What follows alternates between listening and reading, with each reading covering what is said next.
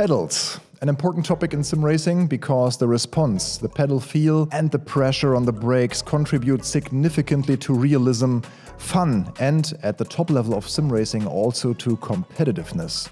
In the medium price range you can easily spend as much money on a good load cell pedal set as on a solid 10 to 15 Nm wheelbase.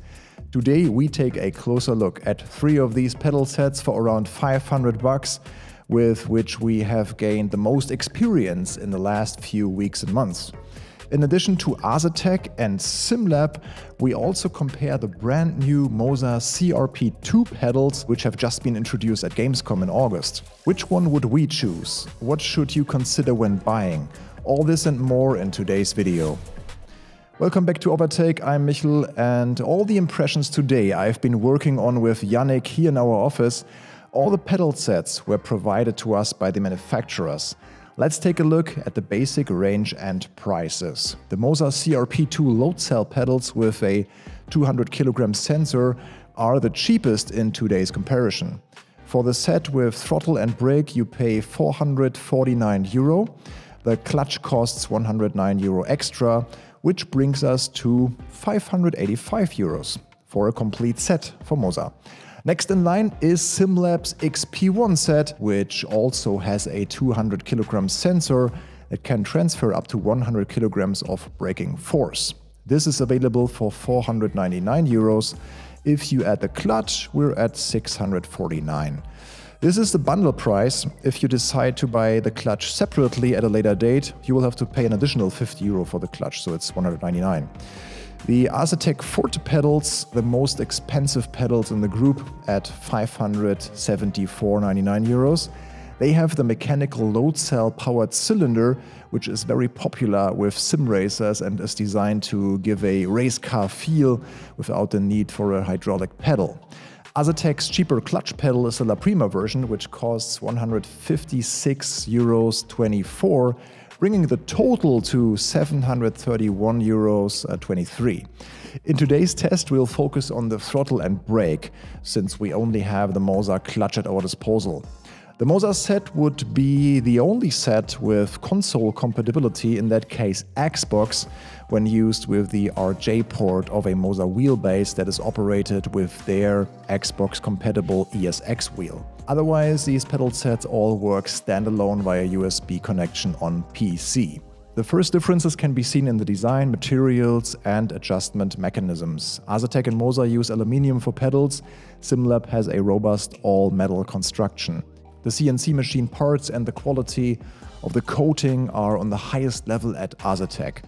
MOZA has a more functional look, and the tribals on the side add some Need for Speed Underground 2 flair. The CRP2 comes with a pedal tray that even has a stylish carbon plate here. Asetek has chosen integrated design, and the XP1 from Sim-Lab is designed directly for pedal plates from Simrix. With Sim-Lab you will immediately notice the pedal angle adjustment on the side, which gives you much more flexibility when mounting.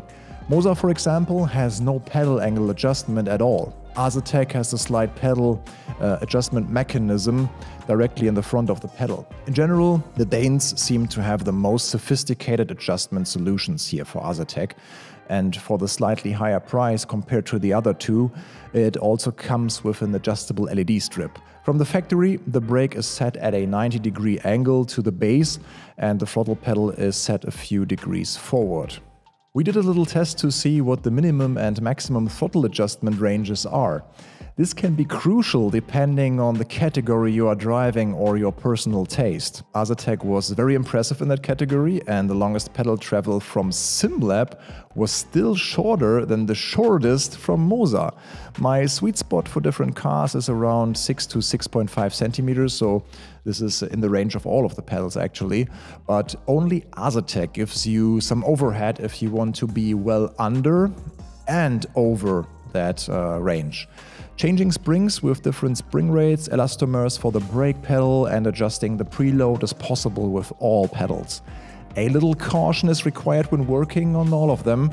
The MOZA CRP2 has quite sharp edges, while Asetek and Sim-Lab have these clamps that can really cut you. Some options come standard in the packages. MOZA and Asetek also have performance/elastomer kits in the accessories that allow you to further adjust the feel and stiffness of the pedal. With the CRP2 pedals, MOZA has these little dampening blocks that we have been experimenting with for a while. It is actually a lot of fun. The range of brake response and pressure is very wide, and MOZA gives you examples in the manual based on racing classes. We also tried F1 and it was really extremely hard, 10 out of 10 hard, like braking against the wall. And that matches the impressions of F1 drivers or people who have tried it in a simulator. We actually like the GT3 setting best, or a slightly softer F2 setting with 4 red blocks and the red spring. The flexibility of the MOZA brake definitely won us over, although it's hard to release the pedal mechanism on your own without a second person to push it all the way in. Basically, the right pedal feel should be achievable for everyone with the MOZA CRP2 brake, no matter how often you skip leg day or whether you ride with socks or shoes. MOZA also scores with accessories. For example, there is an alternative throttle pedal and an inversion kit that costs almost 100 euros less than the one from SimLab. We did our driving tests in EA Sports WRC and Assetto Corsa Competizione. On gravel, the right amount of braking is essential and the pedals have to react quickly in rally. In the Porsche Cup and ACC, we tested how well you can feel the brakes without ABS before the tires lock up. Since we now have several of our SimLab PX1 Pro cockpits installed here, all powered by the same PC system with Ryzen 7 and RTX 4080 Super, it was of course very helpful to be able to switch directly between the pedals and install them all at the same time. A big thanks to our partners and of course also big thanks to you, our viewers, for watching, liking, commenting and subscribing to our channel. So, what were the driving impressions? Were there big differences between the pedals? Since they are all very finely adjustable and use similar load cell sensor strengths, differences were perhaps in the 10% range. With the MOZA pedals, the mounting also spoiled the feel a bit, as the pedal tray didn't fit on our pedal deck and the assembly was then completely without any heel rest. For Yannick and me, the CRP2 pedals and the XP1 were on the same level. Both sets allow you to be very precise and build that muscle memory that you need on the brake. The ability to upgrade the MOZA set with the M-Booster active pedals is a big plus. The XP1 on the other hand offers more angle and height adjustment. We both agreed that the Asetek Forte deserved an excellent rating. Especially when braking, it was even smoother and you felt like your foot was directly set on the brake disc. Simply clean. Yannick said, "It gave me the best feeling of being able to modulate it properly, which made for an enjoyable experience in both sims." In our article on the website, you can read Yannick's comparative impression of his Venom Atrax 3 pedal set, which he is very happy with.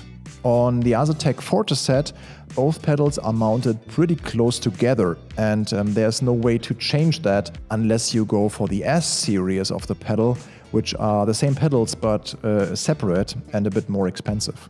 The LED strip is a nice touch, but not something you'd see in a race anyway, but if you approach your rig and it's dark in your room and the pedals are shining, hey, why not? We can also say a few words about the software and calibration. MOZA integrates all of its products into the Pit House software on PC, and they also have a mobile app. And this is all well structured and explained. You can update your firmware there, set your pedal output curves, and also calibrate your pedals.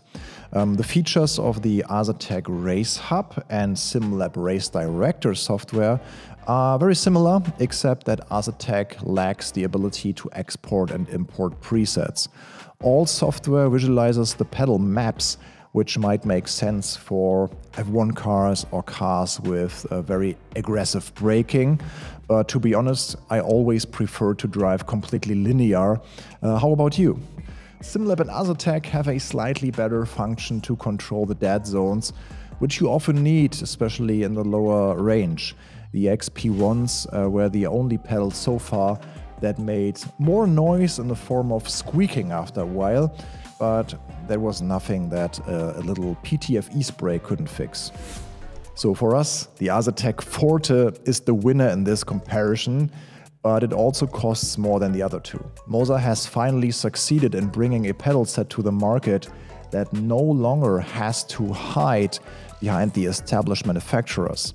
With the dampening blocks and springs, you can customize the pedal feel the most, and with the M booster it will be even more interesting soon. A good middle ground are the Sim-Lab XP1s. They fit best also with our SimLab rig, obviously, and they are simply solid and impress with their adjustability. You can't really go wrong with any of the pedal sets. We hope this comparison was helpful. Do you have any questions? Let us know in the comments, and if you want to see more of us, you can find another video here. See you soon.